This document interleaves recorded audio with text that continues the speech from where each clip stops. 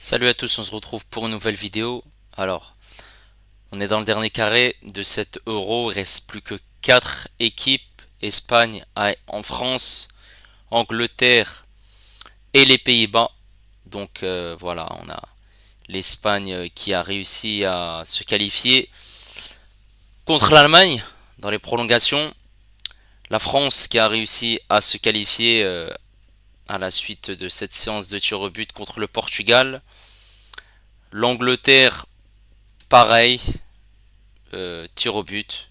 Et les Pays-Bas, ils ont gagné en revenant au score puisqu'ils étaient menés 2 buts à 1. N'hésitez pas à liker et à vous abonner si vous êtes nouveau. Et là, on est parti dans le vif du sujet. Alors déjà, on va commencer par ce match Pays-Bas-Angleterre. Alors Pays-Bas-Angleterre, les Anglais qui, durant cet euro, ont été décevants, mais ont réussi malgré tout à se hisser dans le dernier carré. Durant le match Angleterre-Suisse, voilà, Gareth Southgate a une nouvelle fois changé sa tactique et même les joueurs, il a pas, il y a certains postes, voilà, il y a des joueurs types et d'autres non, ça bouge énormément. Ils ont joué en 3-4-2-1 avec Pickford dans les buts. On avait Walker, Stones et Konsa, puisque Gay était suspendu. Saka qui jouait en tant que piston. Et Trippier également de l'autre côté. Maino et Rice, le double pivot. On avait Bellingham et Foden juste derrière Harry Kane qui était en buteur. Et c'est Suisse qui ont joué comme d'habitude en 3-4-2-1. Voilà, ces Anglais n'ont pas réellement montré grand-chose durant ce match. La possession était plutôt équilibrée. Voilà, c'est cette équipe suisse qui a réussi malgré tout à marquer.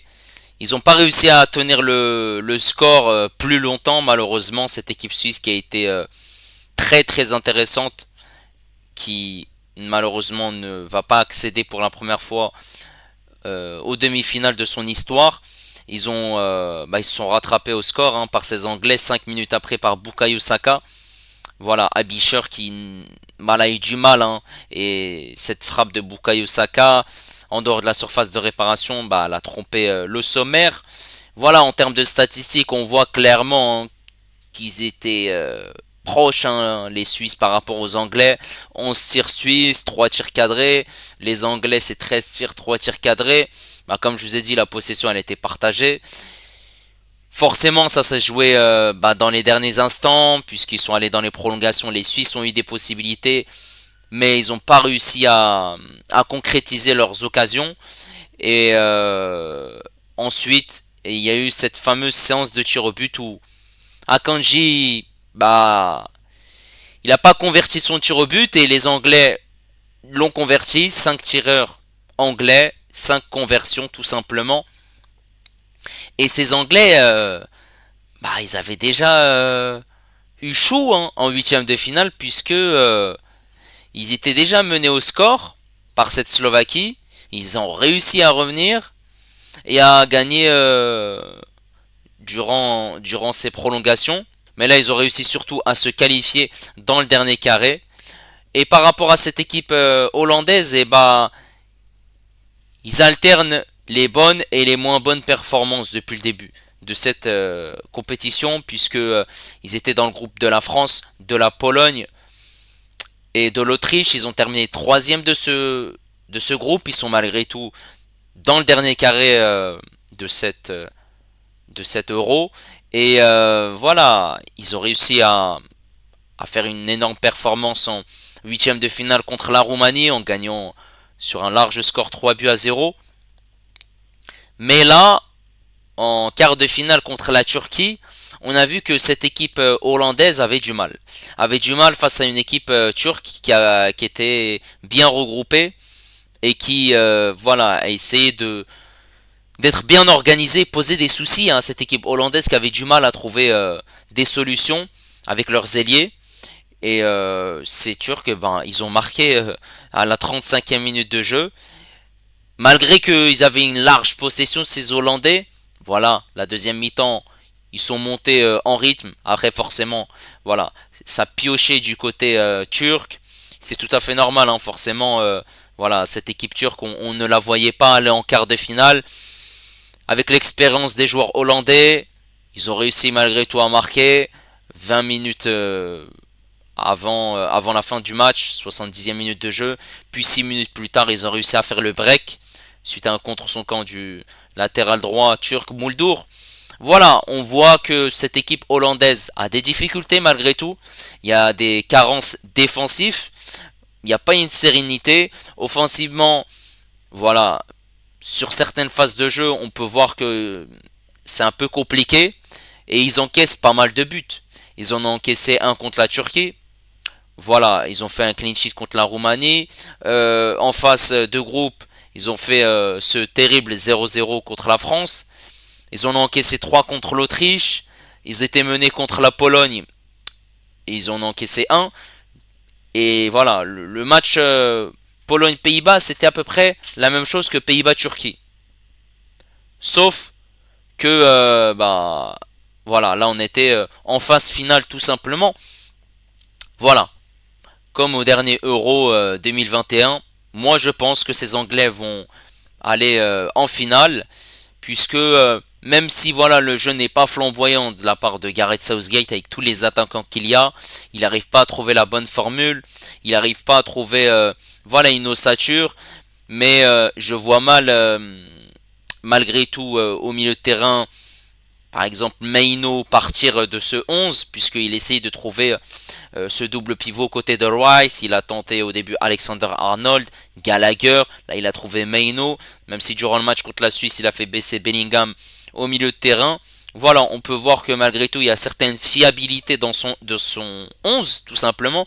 Après, il faut surtout qu'il trouve une très très belle animation offensive pour permettre à ses joueurs de s'exprimer et de pouvoir marquer et gêner cette équipe hollandaise. Et défensivement, il faudra être costaud, puisque voilà, il y a certaines carences défensives et il faudra faire attention, puisque cette équipe hollandaise peut aller très très vite en contre avec des joueurs qui sont très très bons depuis le début de la compétition, avec Gakpo qui est co-meilleur buteur avec 3 buts tout simplement. Et on a des joueurs qui peuvent aller aussi vite sur le côté droit avec Bergwijn. Voilà, Xavi Simons également. Donc moi je vois une victoire de l'équipe anglaise, même si les Pays-Bas vont quand même poser des difficultés à cette équipe anglaise. Si jamais on arrive en prolongation ou au tir au but, les Anglais devraient faire l'affaire, sachant que voilà, contrairement aux Hollandais, les Hollandais n'ont pas fait de prolongation depuis cette phase finale. Les Anglais en ont fait 2. Et ils sont même allés au tir au but contre cette équipe suisse. Donc ils ont quand même l'expérience, même si voilà, ces 120 minutes à chaque fois vont peut-être peser dans les jambes. Mais je vois quand même une victoire anglaise. Maintenant concernant ce match Espagne-France, voilà, on a une opposition de style entre les deux équipes, hein, entre une équipe espagnole qui est la meilleure équipe clairement depuis le début de la compétition, que ça soit au niveau des buts, que ça soit au niveau de l'animation de jeu, que ça soit au niveau de ce qu'il propose, c'est tout simplement du beau football. Et en face, on a une équipe défensive du côté de l'équipe de France qui est la meilleure équipe de la compétition et qui n'a encaissé seulement un but. Je pense qu'on aura un très bon match. Après, cette équipe de France, malheureusement, n'a pas marqué dans le jeu. C'est l'une des pires équipes en termes offensifs depuis le début de cet Euro. Ils en ont marqué un sur penalty. Il y a eu 2 buts contre son camp. Voilà, ils sont allés jusqu'au tir au but contre cette équipe portugaise. Ils ont réussi mal à gagner au tir au but. Ensuite, voilà, il y a quand même le retour de Rabiot côté équipe de France. Voilà, il va refaire son retour dans le 11. C'était Camavinga qui l'avait remplacé au dernier match. Et cette équipe espagnole va pas se présenter avec toutes ses forces. Même si, comme je l'ai dit, voilà, elle a été la meilleure équipe à marquer le plus de buts dans cette compétition. Mais défensivement, voilà, ils en ont encaissé quand même. Et ils auront des absents, à commencer par Carvajal qui avait pris un carton rouge contre l'Allemagne. Il ne sera pas là. Le Normand qui est suspendu ne sera pas là également. On a aussi Pedri qui est sorti blessé contre l'Allemagne. Il ne sera pas là aussi. On a également Morata qui dans un premier temps était suspendu, mais finalement c'était une erreur des diffuseurs et l'arbitre ne l'a pas inscrit sur son rapport, donc il sera bien présent pour cette demi-finale. Donc voilà, il y a quand même des joueurs qui vont manquer à ce 11 type espagnol. Il y en a 3 malgré tout, 2 en défense, un au milieu de terrain. Et voilà, en défense, il n'y aura pas de souci, ça va être Nacho, Jesus Navas sur le côté droit. Au milieu de terrain, à la place de Pedri, ça sera sûrement Olmo, qui était rentré d'ailleurs en jeu, qui l'avait remplacé. On avait aussi Fabien Ruiz, qui était sorti en boitant contre l'Allemagne. Mais finalement, plus de peur que de mal, il ne souffre d'aucune blessure, donc il devrait bien tenir son rang. Et côté offensif, voilà, il n'y a pas de souci. Yamal, Nico Williams, Morata, ça devrait être l'attaque espagnole. À souligner que cette équipe espagnole propose un très beau football. Yamal, c'est le meilleur passeur de cet euro avec 3 passes décisives. Mais ils ont eu chaud contre l'Allemagne puisque en faisant sortir Yamal à la 60e minute de jeu, ils gagnaient seulement seul un but contre l'Allemagne. Ensuite, Luis de la Fuente a décidé de remplacer aussi Nico Williams. Nico Williams, il a 21 ans. C'était un choix surprenant, puisque on pouvait se poser la question pourquoi il le fait sortir. Par rapport à Yamal, on pouvait se dire que c'était par rapport à son âge, pour pas le faire cramer, par rapport au rythme de la compétition, à l'enchaînement des matchs, à l'intensité également. Mais il fallait le faire sortir plutôt au match d'avant, en huitième de finale, contre la Géorgie, où il est resté très très longtemps durant ce match et il est sorti dans le dernier quart d'heure. Nico Williams avait été remplacé par Merino, ce qui a permis à Dani Olmo de se repositionner sur le côté gauche de l'attaque espagnole. Et ils ont eu chaud puisque ils ont réussi malgré tout à gagner ce match dans ses prolongations suite à un très bon centre de Dani Olmo et cette tête de Merino. Mais ils auraient pu aussi le perdre. Et c'est pour ça que il fallait pas le faire sortir. Cette équipe espagnole a un 11 qui est très compétitive. Que ça soit de la ligne défensive, en passant par ce milieu de terrain et par cette attaque. Mais le souci c'est que lorsque voilà, ces joueurs vont manquer à l'appel, Carvajal, Pedri, le Normand, voilà, ces joueurs vont être très bien remplacés. Sauf que si la France joue comme ils l'ont fait contre le Portugal, c'est-à-dire rester voilà derrière, défensif et jouer en contre ou jouer par séquence, et le souci c'est que on peut aller en prolongation. Et cette équipe espagnole n'a pas un banc qui est très fourni. Même les joueurs qui sont rentrés, ils n'ont pas apporté satisfaction. Que ce soit Ferran Torres ou bien Oyarzabal, c'est très très très moyen. Il y a Merino en tant que sub qui fait de très très belles entrées. Et il y a aussi Dani Olmo qui est très très bon depuis le début de cette compétition. Voilà. Mais là, il sera titulaire vu que Pedri est blessé. Moi je pense que cette équipe de France va quand même réussir à partir en finale. Après le truc, c'est que il faudra marquer malgré tout et ne pas aller une nouvelle fois en prolongation puis au tir au but. C'est passé contre le Portugal, mais on sait jamais, le football peut aller très vite, c'est possible que ça ne passe pas contre l'Espagne. Et voilà, on peut avoir une finale France-Angleterre qui va être une finale je pense avec peu de jeux. On peut aussi avoir une finale France-Pays-Bas, c'est-à-dire comme on a eu ce match en phase de poule. On peut aussi avoir une finale Espagne-Angleterre avec une opposition de style. On peut avoir aussi une finale Espagne-Pays-Bas comme à la Coupe du Monde 2010. Voilà.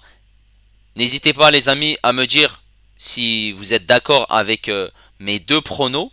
Et si vous pensez que voilà, cette équipe espagnole va réussir à gagner le match, ou bien l'équipe de France va réussir à se hisser en finale de cet Euro après 2018, après cette Coupe du Monde 2022 perdue contre l'Argentine.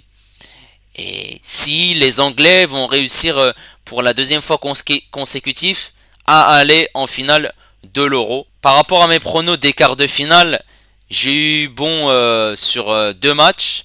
Les deux où je n'ai pas eu bon, c'était le match Suisse-Angleterre. J'avais dit une victoire de la Suisse. Malheureusement, bah, ils se sont pas qualifiés. Ça aurait été beau de les voir en demi-finale, sachant qu'ils ont été très forts. Et ils ont proposé un très beau football depuis le début de cet Euro. Et le deuxième match, c'était une victoire de l'Allemagne. Mais malheureusement, le pays hôte a été éliminé face à une équipe espagnole qui méritait largement de se qualifier en demi-finale, tout simplement. Voilà, n'hésitez pas les amis à me dire votre prono également en commentaire. Voilà, là on arrive dans cette fin de compétition. Il reste seulement 3 matchs. N'hésitez pas également à liker, à vous abonner si vous êtes nouveau. Et moi je vous dis à la prochaine. Ciao les amis.